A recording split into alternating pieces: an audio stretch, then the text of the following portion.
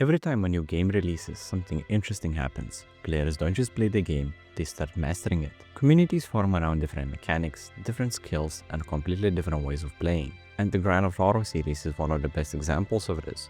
Over the years, communities have formed around specific niches in the GTA. There are stunters who perform insane vehicle tricks across the map, drifters perfecting car control in the game, deathmatchers mastering combat mechanics, and of course, there are speedrunners trying to complete the game as fast as humanly possible.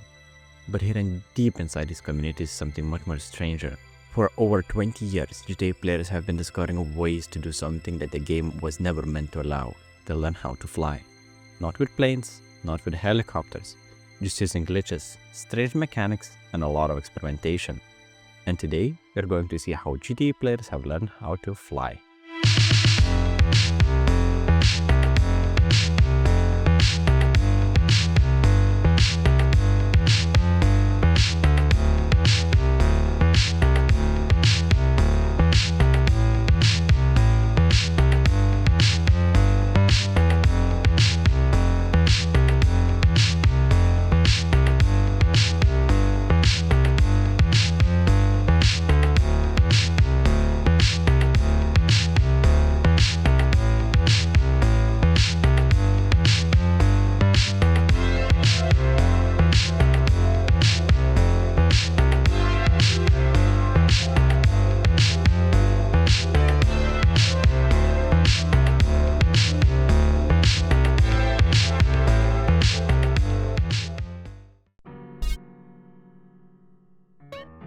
Starting with the first 3D release of the series, Grand Theft Auto 3, there have been two specific flying methods that stood out for me for years. The first method allows players to launch themselves towards the second island.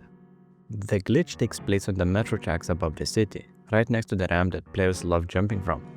From what I've seen, the method works best with the Infernos, but realistically, most cars will work. First, you need to go on the metro tracks. Once you're on the metro tracks, drive on the left side, since that's the side the metro train uses. Position your vehicle slightly higher up near the stern, and simply wait for the train to arrive. When it passes, the train will slam into your car. The second method was discovered by GTA 3 speedrunning community and is still used today. By pressing F1, you can view your own gameplay. To perform this launch, start by making your own character run and jump. Right as you land and jump again, quickly press F1 twice to turn the replay system on and off. If you time it correctly, your character will receive a massive launch forward on foot. But there is a problem. If you perform this glitch on a flat ground, the speed will almost certainly kill you on impact. So to survive the landing, players perform the glitch from elevated terrain, downhill roads, hills, or the edges of buildings and platforms, allowing the momentum to carry them safely towards the ground. Coming to the part 2 and moving on to the Vice City, which came out in 2002, was the game changing for stunting and fans of GTA. Better physics than GTA 3, additions of bikes, taxis, and much more has changed the GTA stunting scene forever. For the first flying method, we're gonna be using the tank. You have to rotate it to 180 degrees backwards and then picking a long stretch of road to continuously drive forward and rapidly shoot with a tank. Combining this with a bump or a vehicle such as a skimmer plane that has been stuck between collisions of buildings and other objects, which makes the object static and stiff, allowing it to bump the vehicle, gaining speed and height. Combining these two, you get a great launch method, and Max is one of the people in GTA Stunting that does progression videos of stunts with tanks. Here is some examples of his stunt videos, and I would sincerely suggest watching them because they're super entertaining.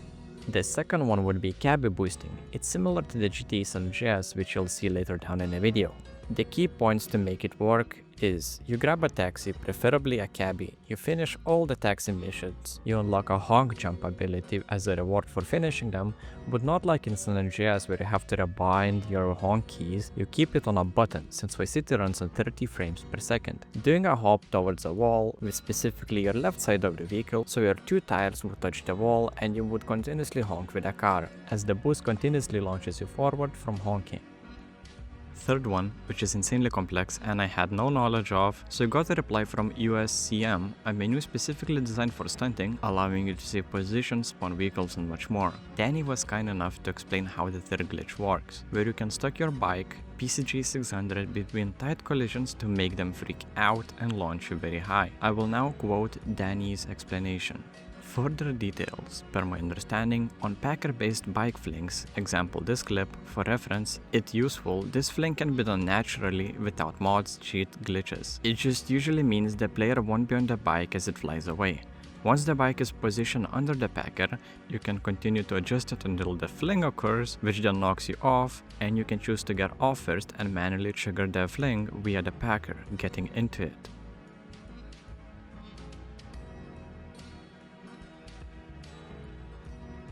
Colliding with it,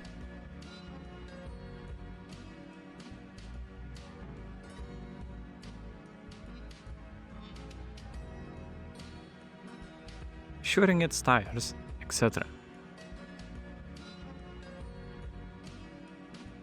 While the bike being flung is the main and usually desired outcome, you can also get a large packer flings, potentially with a player in it, though I don't know if that impacts the potential height. And on foot player flings too, though I do not recall ever seeing or getting much height with it. All that said, there is also a way to have the player remain on the flung bike, again, without any shenanigans, by getting perfect timing where you jump on the bike from the front animation is still running at the moment of the flinging so that the animation takes priority and prevents the game from knocking the player off. The only way I know to achieve this is with grenades. Extra luck than usual is required to get a good outcome though, not helped by the bike likely being on fire and how I do it.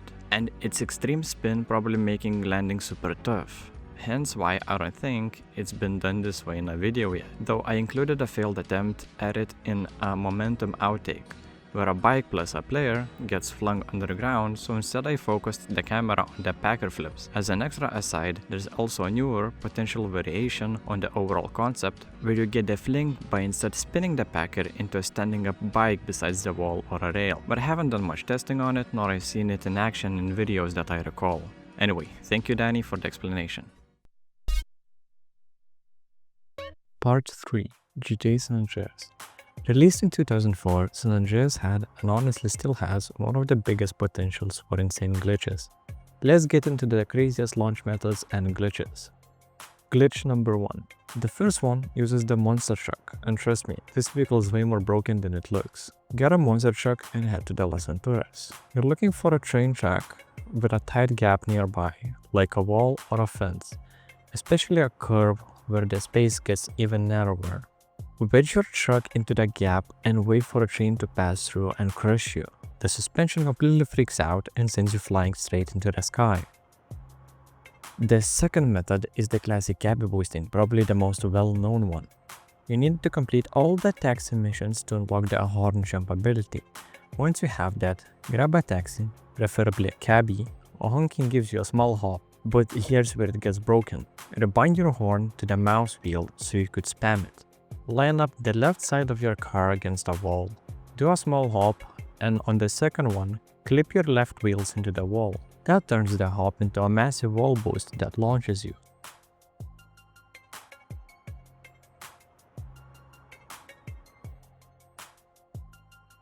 Third one. Next up is the scrap car explosion launch. You'll find these scrap cars mostly around Los Santos. Grab a BMX or a mountain bike, since explosives won't destroy them, and get some grenades. Ride onto the scrap car, hop off, throw a grenade next to it, and right as it explodes, get back on the bike during the animation. That timing keeps you locked in place and launches you together with a bike. Fourth one. This one is one of my favorites, discovered by ours in the stunting community, and it looks completely broken when it works. All you need is a forklift and certain street lamps. Not all of them work, so you'll have to test a bit, but near the maze bank is a good place to start. Push the forklift into the lamp and raise the forks. You'll see it slowly starting to glitch and getting stuck. If you hop out at the right moment while the wheels are still spinning, you've set it up perfectly. Get back in, balance the pole on the forks, and you can fly ridiculously high.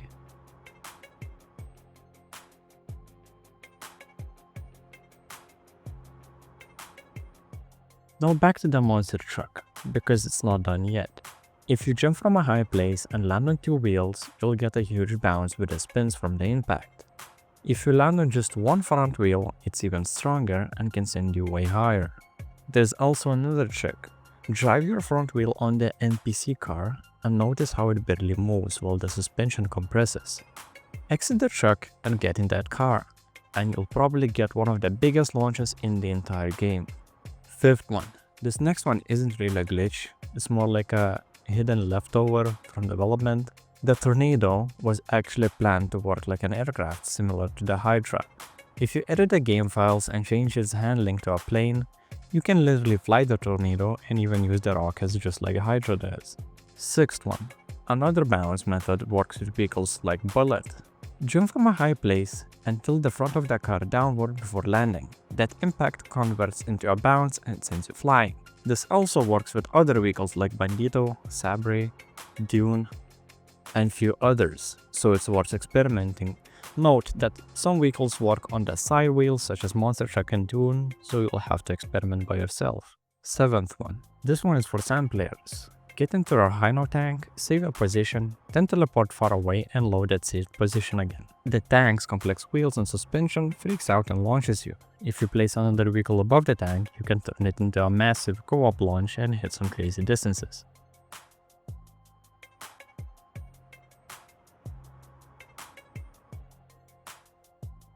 Eighth one. Boat boosting is another weird one. If your boat gets pushed downward into the water, or the back slightly clips into the land or the seabed, the physics can suddenly snap and launch extremely high.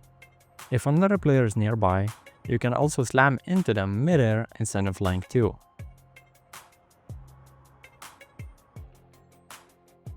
And finally, two-player launch glitches, which have almost unlimited combinations. You have such things as Demon Drag, where you drag each other by your own ping and hit some crazy distances. You can also use setups like Hydra and Infernos, Barracks and Infernos, two Infernuses, a mountain bike and a fire truck, or even boats like the Squall on a vehicle. But there is even a stronger version where one player saves a position under another plane using the car Dune, and both players teleport back and forth. If you time it right, you'll get one of the biggest launches possible in San Andreas. So this is kinda the end, and for the first time ever, I don't have a script ready for it. As you can see, my scripts are long, I write all of it, and I wanna say thank you to everyone who helped me release this video. I will include GTA 4 and GTA 5 parts in the future, but for now I will take a small hiatus because I'm working 80 hours a week abroad and I don't have a computer there, nor if I would have it would I have any motivation to get on, because my life right now is sleeping and working, as you can understand. Thank you to everybody who watches my videos. Please consider liking and subscribing, because I will continue uploading GTA content for a long time, hopefully. Yeah, thank you for watching.